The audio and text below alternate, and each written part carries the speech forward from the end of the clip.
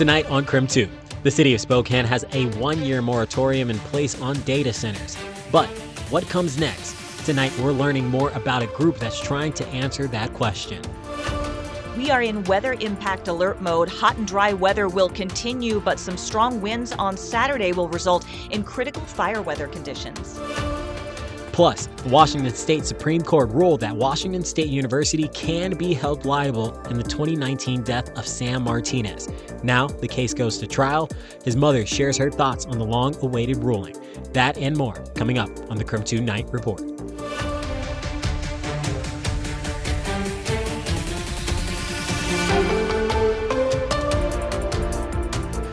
Good evening and thank you for joining us here on the Night Report on KREM 2 News. I'm Brandon T. Jones. Sydney has the night off. We start things off with some continuing coverage. First up, with a one-year moratorium against data centers now in place throughout the city of Spokane, Mayor Lisa Brown is putting together a team to consider the potential impact of a data center.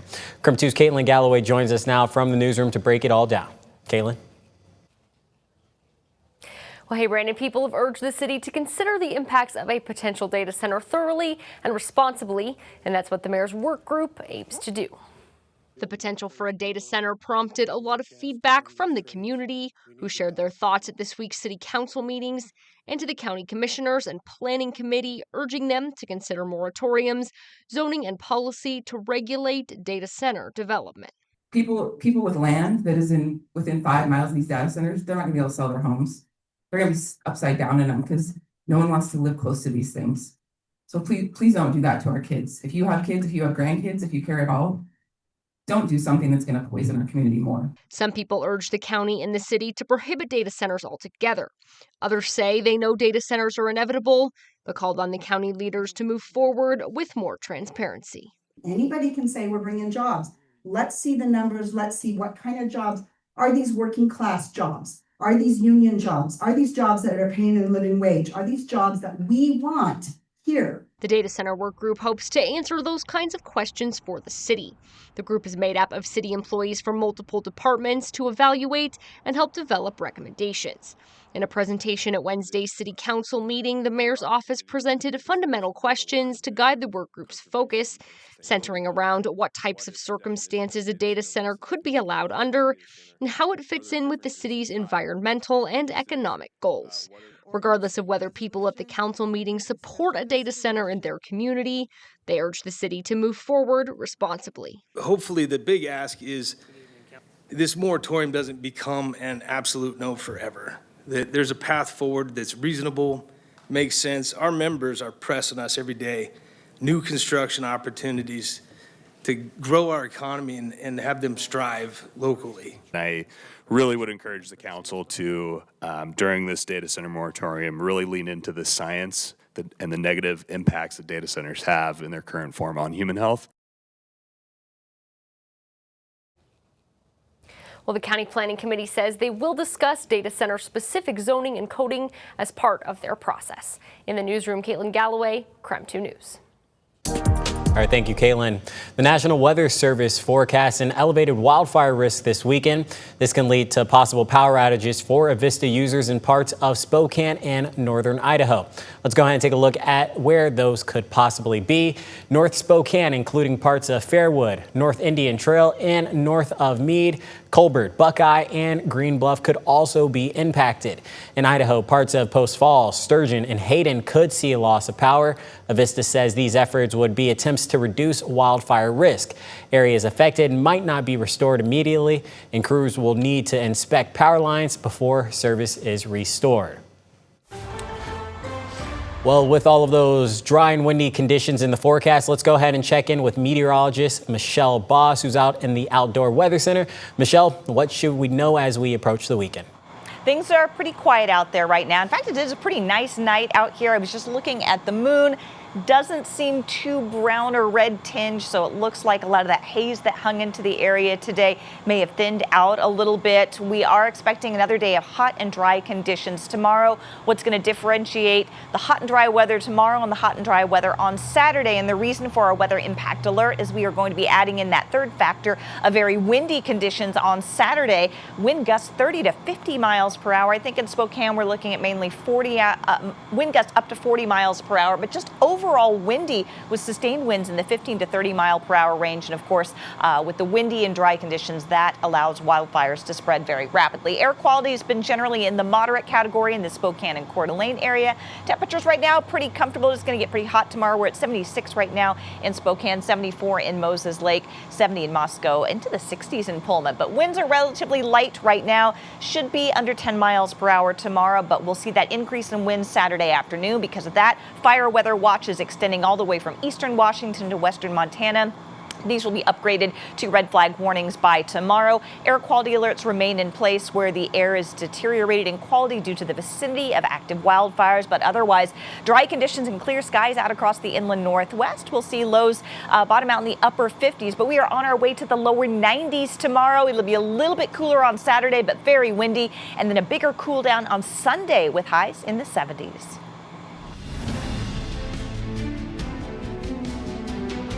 All right, turning now to some wildfire coverage. The Mod fire burning 17 miles southwest of Enchiliam has burned almost 19,500 acres.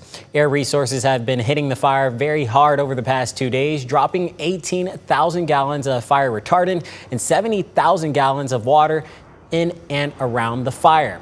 Right now, level 1, 2, and 3 evacuation orders have been prompted for the area. Level 3 go now evacuations are in effect for the Twin Lakes area. The Mod fire is 63% contained. Turning now to Washington's largest wildfire, the Kaiser Canyon fire has burned more than 129,000 acres. Today's crews worked on securing fire lines and protecting structures along Highway 21 and 155 in Cartar and DeSuttle communities. There are level 1, 2, and 3 evacuation orders currently in place in the area. Crews have been able to make progress with fire containment. The Kaiser Canyon fire is now 29% contained. Well, the Bear Lake Regional Park will be closed again tomorrow. This is so the Spokane County Sheriff's Office, along with volunteers, can continue their search for a missing paddleboarder who's presumed drowned. They searched the lake today as well, but the search was called off because of hazards in the water. Well, tomorrow marks 6 years since the family of Sam Martinez filed a lawsuit against Washington State University, alleging the university holds some responsibility for his death. This morning, the Washington State Supreme Court ruled the university can be held liable. KREM 2's Connor McAvoy spoke with Sam's mother after the ruling. The story starts in November of 2019, when WSU freshman Sam Martinez died from acute alcohol poisoning. The result, Pullman police and WSU agreed, of hazing at Alpha Tau Omega, or ATO. Sam's death reshaped everything about our family and our future. And I mean, I stand in the shadow of that every day. Sam's mother, Jolene House, says her family hasn't been the same since. Out of the tragedy, a new state law was passed in 2022 known as Sam's Law. The law requires schools to make hazing incidents public, and for anyone that kills or seriously hurts a person as a result of hazing, be charged with a felony. But a lawsuit the family filed against WSU in 2020, 2 years before the law went into effect, argues the university is also to blame alongside the fraternity, saying hazing was already known to occur at WSU. They knew all along that this fraternity had a track record of hazing and assault and alcohol misuse and other misconduct. They knew that at the highest leadership levels at Washington State University, and they didn't tell anyone. House says a Superior Court judge initially rejected her family's case. In January 2025, a Washington State appeals court ruled the university can be held liable. This was a first of its kind for Washington State. In response, WSU appealed the decision to the state Supreme Court back in October of the same year. WSU argued because the illegal hazing happened at ATO's off-campus house, it wasn't responsible. On Thursday, the High Court ruled the university does bear some responsibility as well, and the case now heads to trial. a trial House says was long overdue. We're eager to share Sam's story in front of a jury. It's been a long time coming, and we are ready. WSU released a statement acknowledging the court's ruling, saying they'll continue to engage in the situation as the case goes forward. For now, House is grateful to get the chance to share her son's story, hoping it'll help prevent hazing-related tragedies from happening in the future. We're talking about this right as school is going to start again. It's so important to raise awareness of these issues and to protect young people from harm and from death. Connor McAvoy, KREM 2 News.